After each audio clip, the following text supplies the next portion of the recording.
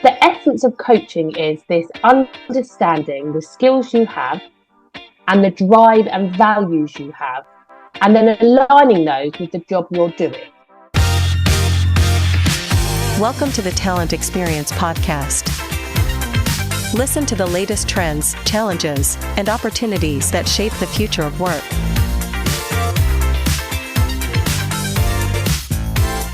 Brought to you by Fuel 50. Hello, my name is Rhonda Taylor. I'm the host of the Talent Experience.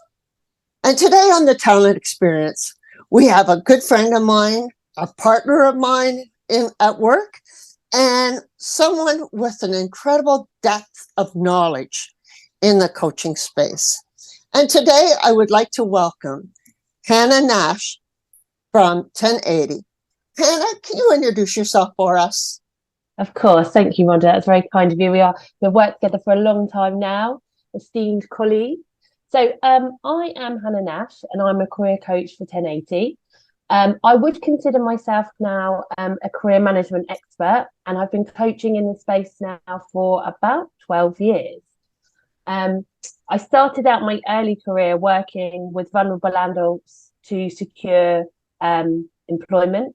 So it's always been my passion that everyone should have a job they enjoy and career success. I think, there's nothing worse than dreading a Monday. And I think we should all get up and really be ready for our week and really enjoy what we do, regardless of what that is, just as long as you're happy and enjoying it. And my experience has led me to really enjoy and want to work with people around coaching and career management. And over the last 12 years, I've worked to support people, whether it be that they're exiting businesses, leaving their job into new roles, or whether it be that actually they're looking for a complete career change and one day woke up and thought, I no longer want to do this job, I want to do something completely different. And what I love about the coaching space is you start working with someone and you get to really know them and understand what their passions are, to then be able to propel them into what it is they want to achieve, and then see that happiness that they get on the other side of it. So that's my background. So career coach for the last 12 years, and it's a real passion of mine. Yeah, and you're the perfect candidate for us to have this discussion. And right now, everybody's talking about upskilling and talent mobility. And I wanted to speak to you about the role of coaching in upskilling. And I guess let's just start at the very basic beginnings, do, re, mi, what is coaching, and why is it a good initiative?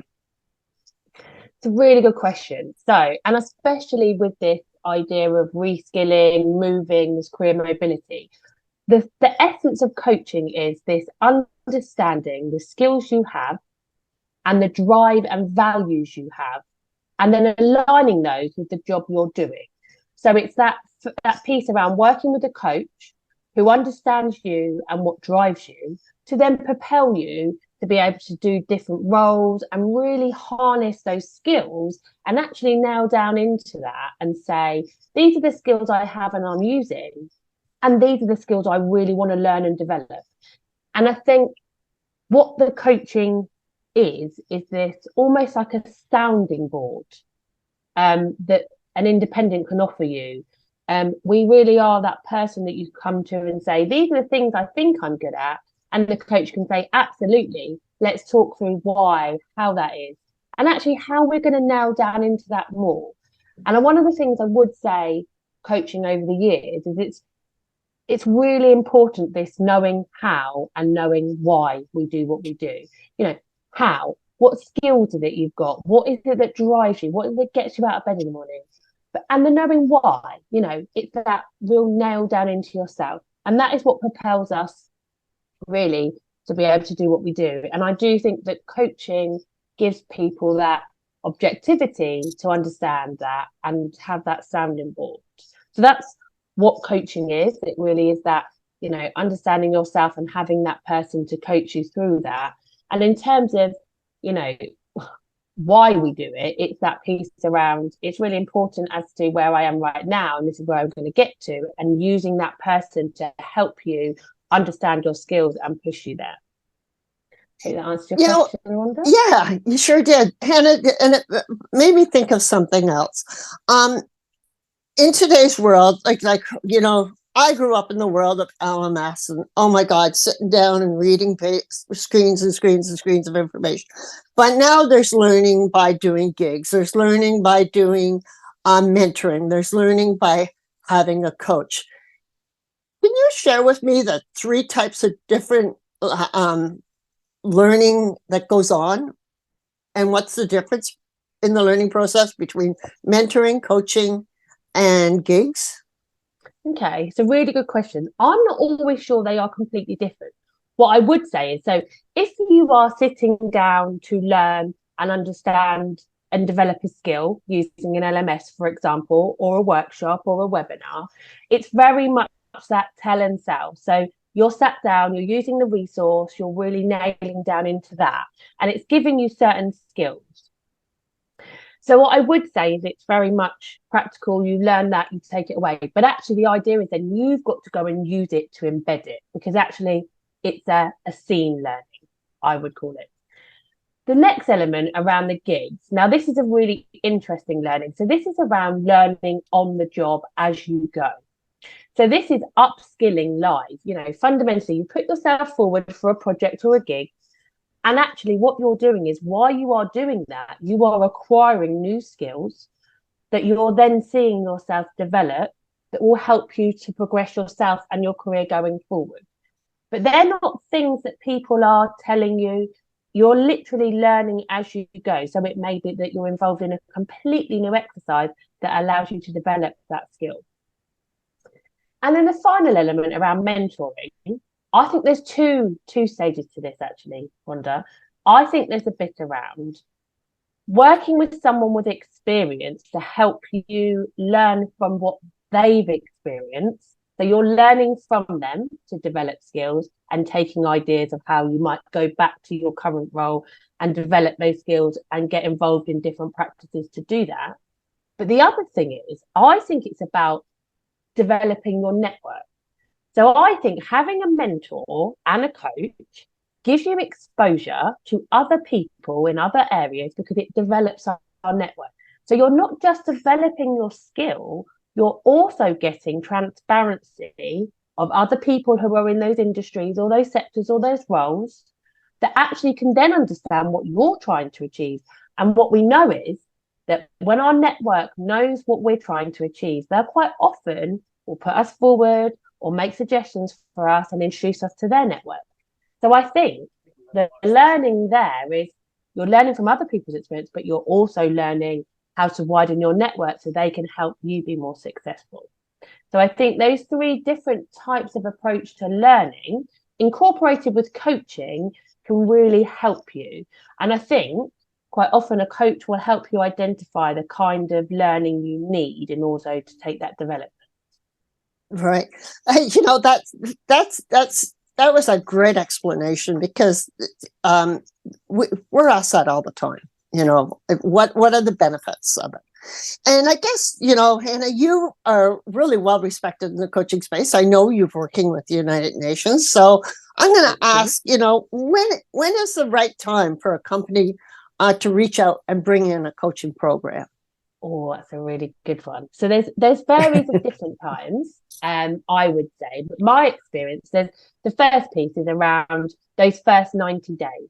You're new to post, you're in that post, and those first 90 days of getting in there. It's 30 days of observing, seeing how the culture is, really understanding what goes on in business. The next 30 days is identifying where you can make the difference and how you fit in and learning the skills to do that. And the last 30 days is around setting those objectives for your long-term career goals. So I think there's a piece around coaching in your early career. So when you're first in position and really learning to have someone to help you through that journey.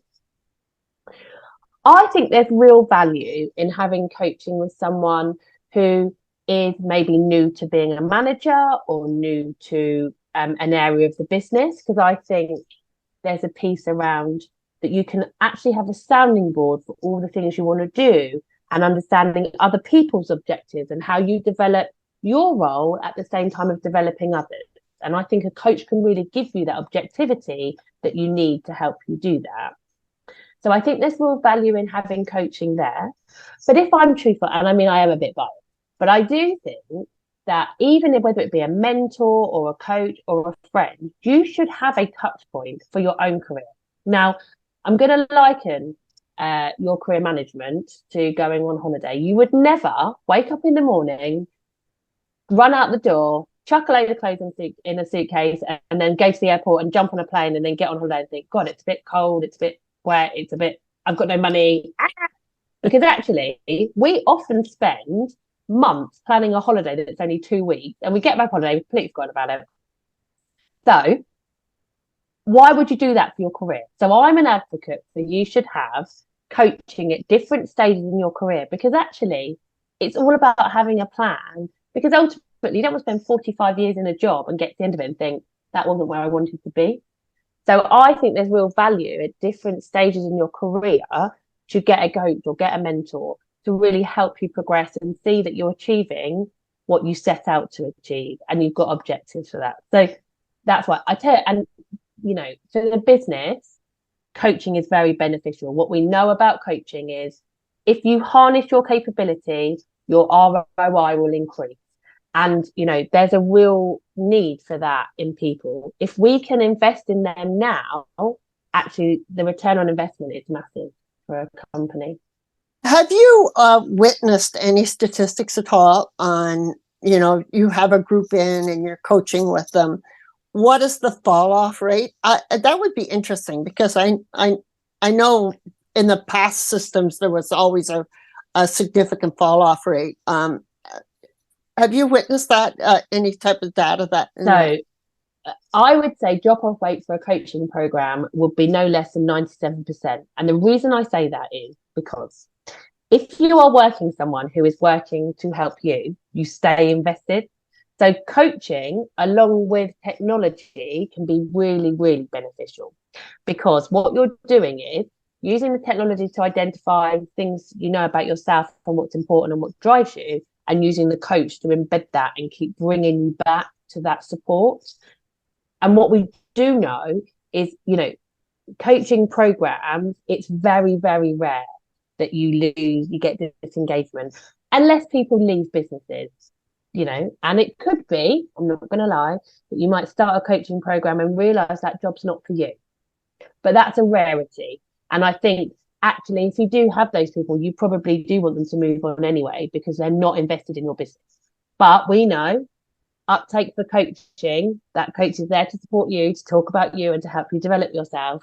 We know there's a really good engagement level. And in terms of from the business perspective, all the research shows us that if you increase engagement by just 5%, average share value increases tenfold.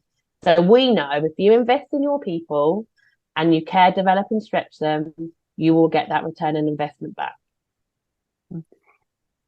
Hannah, it starts at the individual, usually knowing that they want more, to learn more in their position. Then it goes to the HR, because the individual talks to HR, and HR understands that, hey, we should be looking. How does HR go to the C-suite part of the company and sell coaching? Oh, that's a good one, Rhonda. And I think it is something we are still struggling with as a HR community. I think it's tough because, I'm basically saying to you, I need X amount of budget for this one individual, and I won't be able to show you the return on investment till post-coaching program, which could be anything from 3 weeks to 9 months, depending on the kind of program it is and what you're putting in place. So what I think we need to do more of, and what we definitely do as an organisation, is look at metrics. So we'll look at things like, we'll be looking at recruitment, retainment, all these things that we can then measure on from the investment point of view, from the business point of view, in order to ensure that it is a good investment. So we will look at levels of engagement. We will look at engagement surveys. we will look at these things and then pull in to have a look at the coaching program to see how that aligns. But it is making a case. I think you have to go to the business and say, if we invest X in this individual, we know we'll push out their leave date 18 months. So even if you looked at that and the cost of recruitment and leveled two together, because the average cost of recruitment is double the salary if you're not going to push out their time with you. Therefore, you actually know that you want to keep that. And so that's about putting the business case together. But I have to admit, Rhonda, it is a difficult one. It must be. And I take a look at, and the reason I ask that, I take a look at, there's platforms out there that service the whole company. That it's a matter of them clicking and saying, I want a coach, and the coach coming forward, and being set up with the individual. Whereas as opposed to there being a strategic one where the person knows that they need a coach and they go to HR, as opposed to the coaching program coming to them. Do you think that there's a different type of reception by the employee with the two different programs? I do, but I think it's difficult because I think for some people you will need that one-off coaching program that will be substantially expensive. Another way to look at it is if you are upskilling people, giving them coaches, and then you start to change the culture and that transitions down and you start to build internal coaching capability, I think in terms of making the case for the business, it's probably much more beneficial. So if I'm giving a certain level of individual coaching and then that culture then starts to trickle down, I think you could definitely start to see the business case and the value within the business. But it's a tough one. It is a tough one, and it's relatively, it's just a question that's arose in the HR space in the past couple of years. And I would say as well, I don't know about you, but I think you can have the tech, and the tech is brilliant, and if you go price per person, fab, but you've got to sometimes change the culture in order to make sure that return for the technology is there. Exactly. How can coaching support a company overall, a coaching program? Oh, I love it. So $1 million question. So I think it will increase engagement, which will actually make the business more profitable. So I'm going to say that is my tagline. If you give individuals across your business the opportunity to have a coach, to really show that you care and you want to develop them, that you will see engagement rise and you will see profitability rise. And I think there's a real case for giving that to individuals. And even if it's just very small, maybe it's one session. But if you do that and you get your managers to spend that time having those conversations, you will change the culture and you will become more profitable. So that's where I think the case lies, Rhonda, is you do it, it's the right thing to do it, and people will stay and the business will be more successful. I think I have a little equation that I think high engagement equals high retention. Absolutely. Yeah. I mean, who's going to leave an organization where I'm being invested in and people care about me? Because I know I'm not going to. Yeah. What is your definition of a company having a sophisticated coaching program? Oh, we've worked with lots of different organizations. I think that's a tricky one because I think you can have different varies of you can have career coaching, you have career transition, you can have executive coaching. But I think the companies that have really successfully made it work is they've given lots of different levels and lots of different coaches to individuals. And actually, it could be something as simple as you train a series of mentors and then you have an own internal mentoring program that is harnessing your coaching and underpinning. So you are training people year on year, giving them mentors, getting them to upskill as coaches, and then that feeds through your business. But in terms of where I've seen it be really successful is lots of businesses, professional services often give people new leaders coaches, and then you can see those people grow and become almost coaches themselves. Yes, I personally have seen that. I have personally seen that. Hannah, you're such a wealth of information on coaching, and I thank you so much for being a guest on the Talent Experience. We could talk about coaching all day, and unfortunately, we don't have the time. So, Hannah, thank you. Thank you, Rhonda. And I'd encourage you all to have a plan and enjoy what you do. Be passionate about what you do. Thanks, guys. Thanks again, Hannah. And this is Rhonda Taylor from the Talent Experience saying, have a great day. The Talent Experience podcast is brought to you by Fuel 50. For more insightful conversations, visit talentexperiencepodcast.com.